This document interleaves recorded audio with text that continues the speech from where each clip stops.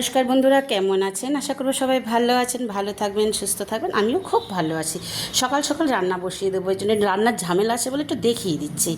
এখানে আছে বেগুন, উচ্ছে, মিষ্টি আলু, সজনা ডাঁটা, পেঁপে, এখানে আছে কাঁচকলা, আলু, ডালের বড়ি। আমি বানাবো আজকে একটা শুক্তো, দুধ শুক্তো। আমি ডালের বড়িটা একটু ভেজে নিচ্ছি। আমি সব সবজিগুলো একটু ভেজে নিচ্ছি এরকমভাবে।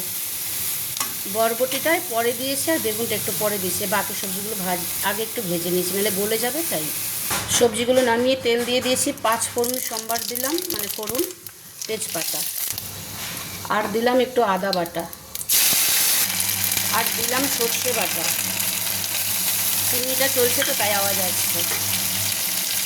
আদা সর্ষেটা আমি বেশি কষালাম না, একটু শুধু কাঁচা ভাবটা কাটালাম। এবার সবজিগুলো দিয়ে দেবো, মানে ভেজে রাখা সবজিগুলো সব আমার কষানো হয়ে গিয়েছে। আমি প্রথমে একটু জল দেব, আপনারা চাইলে শুধু দুধ দিয়েও করতে পারেন। আমি একটু জল দেব, আমি দুধটা একটু পরে দেব। আমি অনেকটাই ফুটিয়ে নিয়েছি, এবার আমি দুধটা দিয়ে দেব।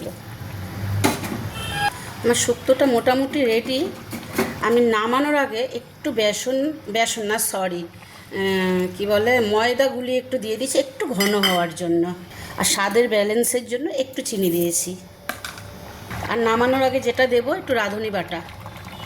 এটা দিয়ে বেশিক্ষণ রাখবো না, আর দেবো একটু ঘি।